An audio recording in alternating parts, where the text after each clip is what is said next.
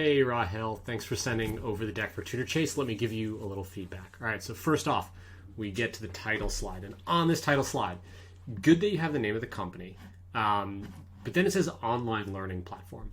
And you have this picture over here on the right, which has these faces, and then there's what looks like a molecule or a nucleus, and there's a lot of stuff, and it's very small. And it's a little hard to tell what it is that you do.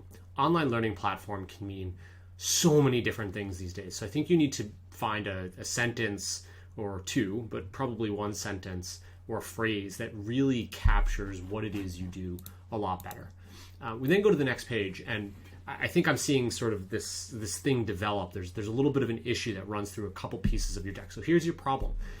You have a lot of problems on here, right? And it's complicated. There's a lot of bullet points. There's a lot of words. There's the puzzle piece thing over here.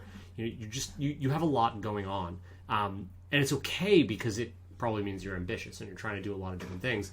The problem is when it comes to a company, when it comes to a startup, you need to figure out a way to make the surface area of what you're attacking as small as possible while still seeming like a big problem.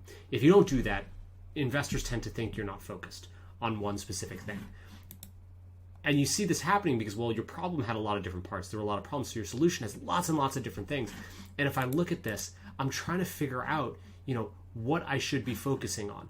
Am I focusing on, everything over here? Well, that's a lot of different things, or this part, or this part, or this part, or this part, or this part, or this part. Usually when you have a solution slide, it should be a single sentence that describes what it is you do. Now, not really just like what you do, but the benefit that your customers will derive from what you've done. And what you have here is something of a mix of sort of a UX and UI layout and a whole bunch of different problem solutions or solutions to individual problems. And honestly, it's just too complicated. Try to figure out if you can find something simple here that you can say the core thing that you do, the core problem that you solve that makes TutorChase valuable. Move on to traction. So this slide was actually a little confusing to me. So it says that these are all of your sales locations, that you have traction all over the world, $40,000 a month, 40,000 pounds a month in revenue. Now, the immediate thing that I think about when I hear tutoring revenue is this the revenue you've earned, or is this the revenue your tutors have earned?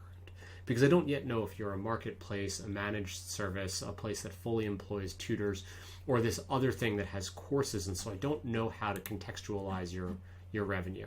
What I also really want to see, is this thing over here you have in the bottom right showing the graph. But the graph is kind of confusing because you have 2019, 20, and then you have 2020, 21 side by side. I guess you're trying to show the annual because you have a cyclical business in that it's tutoring, and so it happens when students are in school and not when they're not. And so I think in that way it's good, but I still want to see probably lines or, I don't know, something here, because obviously these jumps are gigantic. That's pretty great that you've gone up this much. But show me maybe the percentage growth month to month, because that's actually pretty relevant here versus just trying to eyeball it.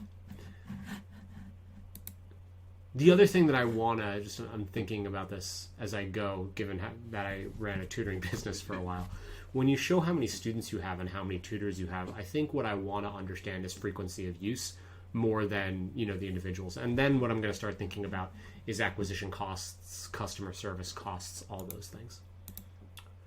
Moving on to your market, you're showing the cumulative private tutoring market in the UK and the global on-demand learning management system. Those are like completely different things, and so it's hard for me to think about why those would be in the same place. Your competition, I don't think competition slides are honestly all that useful, especially when they have so many things going on in them. Just say what it is you do and why that's valuable. You can save the competition stuff for later. Then you have the founder slide, obviously having a PhD in mathematics from Oxford is pretty awesome. This is a personal preference thing, but I do see this a bunch, I guess, from Oxford students with the photo of you in your white tie and I guess tails. It's fine. It's just a little, it's not quite the right message you want to send when you're sending a deck out to investors that look at me, I'm wearing a tuxedo. for whatever reason, this probably isn't fair, it will make them think, oh, this person isn't serious about running a company. This person's going to a party. So you don't want a party shot. You want a shot that says, hey, I'm building a business and I'm serious about it. Your use of fun slide seems, overall fine. But so I get to the end of the deck, I get to this milestone, and I really don't know what you do. And so I think that's the biggest issue with this deck. I think you need to go back and try to simplify it and try to focus really concretely on what it is you do, why that's unique and valuable, and why it's going to make someone who invests in you a whole lot of money. Hope this was useful. Thanks.